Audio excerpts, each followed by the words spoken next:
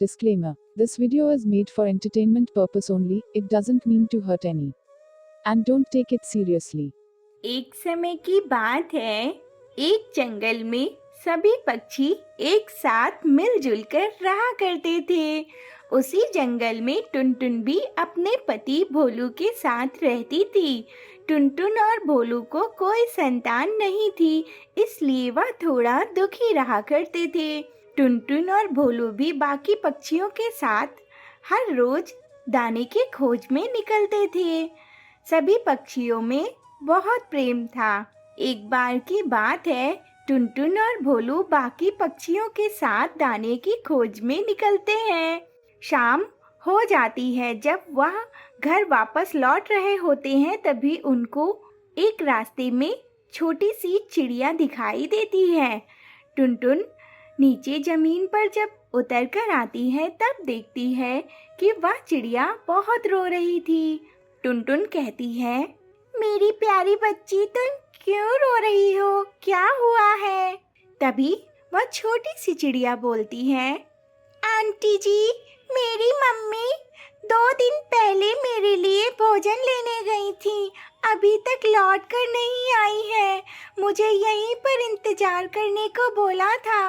मुझे बहुत डर लगता है, पता नहीं मेरी मम्मी कहाँ चली गई है। तभी भोलू कहता है, बेटा चलो मेरे साथ मेरे घर चलो। यहाँ अकेले रहोगी तो डर जाओगी। मेरे साथ चलो, मेरी कोई संतान नहीं है, आज से तुम ही हमारी बेटी हो। टुनटुन और भोलू उस नन्ही सी चिड़िया को अपने साथ अपने घर ले जाते हैं। वह चिड़िया बहुत भूखी होती है। तभी टुनटुन उसे खाने के लिए दाने देती है और उसे बहुत प्यार करती है। कुछ दिन ऐसे ही बीत जाते हैं। एक बार की बात है, वो नन्ही चिड़िया अपनी माँ यानी टुनटुन से जिद करने लगती है उनके साथ दाने की खोज में निकलने के लिए। तभी टुनटुन कहती है, मेरी प्यारी बच्ची, तुम अभी बहुत छोटी हो, मेरे साथ नहीं चल सकती हो, तुम थक जाओगी। हम लोग शाम को घर वापस जल्दी आ जाएंगे, तब तक तुम घर में खेलो। अभी तुम्हारी उम्र इतनी नहीं हुई है कि तुम हम लोगों के साथ दाने लेने चल सको। तभी वह छोटी सी चिड़िया कहती है, नहीं माँ, मुझे भी आपके साथ चलना है। अब मैं धीरे धीरे बड़ी हो रही हूँ, मुझे भी दाने लेने ले चला करो ना माँ, प्लीज माँ ले चलो। तभी भोलू कहता है, ठीक है मेरी प्यारी बच्ची, जिद मत करो, चलो मेरे साथ चलो। फिर तीनों बाकी पक्षियों के साथ ही दाने की खोज में निकल लेते हैं।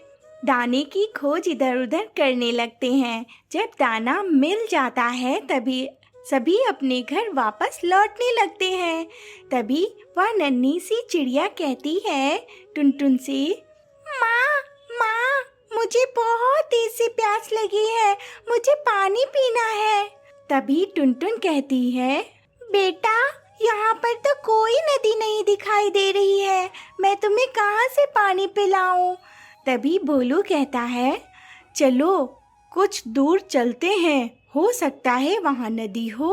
बाकी पक्षी तो अपने घर लौट जाते हैं, लेकिन भोलू, टुनटुन और वह नन्ही सी चिड़िया पानी की खोज इधर उधर करने लगते हैं। कुछ दूर पर उन्हें एक नदी दिखाई देती है। वह तीनों वहाँ उतर जाते हैं पानी पीने के लिए। नन्ही सी चिड़िया पानी पीने लगती है और टुनटुन और भोलू भी पानी पीने लगते हैं। तभी एक ऊपर से बड़ा सा पत्थर फिसलकर नीचे आता है और वह पत्थर टुनटुन और भोलू के ऊपर गिर जाता है, जिससे भोलू और टुनटुन की मृत्यु हो जाती है।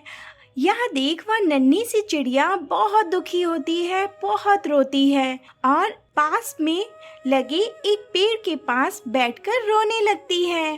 तभी पेड़ कहता है, नन्ही सी चिड़िया, तुम क्यों रो रही हो? क्या हो गया है तुम्हें? फिर चिड़िया उसे अपनी सारी बात बताती है। फिर पेड़ कहता है, कोई बात नहीं, आज रात हो चुकी है, आज तुम मेरी डाल पर बैठ के सो जाओ, सुबह चली जाना जहाँ जाना हो तुम्हें। फिर वह नन्ही सी चिड़िया उस डाल पर बैठ जाती है और रात हो जाती है, वह सो जाती है। सुबह काफ़ी हो चुकी होती है लेकिन नन्ही चिड़िया नहीं जागती है। तभी उसे एक आवाज़ सुनाई देती है, जो आवाज़ टुनटुन की होती है। मेरी प्यारी बच्ची, तुम अभी भी सो रही हो? उठो, सवेरा हो चुका है। वह गहरी नींद में होने के कारण आंखें नहीं खोलती है। फिर टुनटुन कहती है, मेरी प्यारी बच्ची उठो, सवेरा हो चुका है।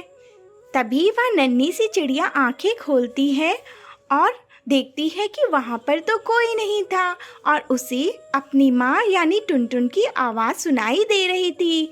तब वह नन्ही सी चिड़िया कहती है, माँ माँ, आप यही हो? मुझे दिखाई क्यों नहीं दे रही हो माँ? तभी टुनटुन कहती है, बेटा, मैं भूत बन चुकी हूँ। मेरी मृत्यु हो जाने के कारण मैं अब तुम्हें दिखाई नहीं पड़ूंगी। मेरी आत्मा इधर उधर भटकती रहेगी। तुम्हारे साथ रहूंगी हमेशा बेटा, पर तुम्हें दिखाई नहीं दूंगी।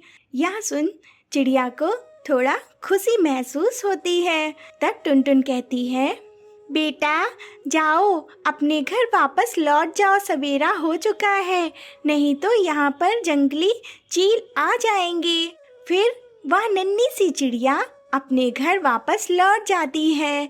टुनटुन की आत्मा उसके साथ ही रहती है, उसकी देखभाल करने के लिए। जब वह नन्ही सी चिड़िया अपने घर जाती है, तभी वह देखती है कि एक कौवा उसके घर में रहने लगा होता है। तभी वह नन्ही सी चिड़िया उससे कहती है, भैया आप कौन है, यहाँ पर कैसे आए?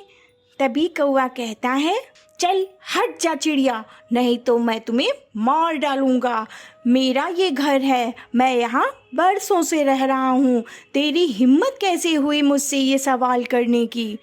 तभी वह नन्ही चिड़िया कहती है, नहीं, ये मेरा घर है, इसमें मैं अपने मम्मी पापा के साथ रहती थी। मेरे मम्मी पापा की मृत्यु हो जाने के कारण मैं अकेली हो गई हूँ। वह कौवा गुस्से से उठता है और उस नन्ही चिड़िया को धक्का दे देता है। तभी टुनटुन की आत्मा वहां आ जाती है और उसको घायल कर देती है। कौवा डर के भाग जाता है और वह नन्ही सी चिड़िया उस घर में खुशी खुशी रहने लगती है।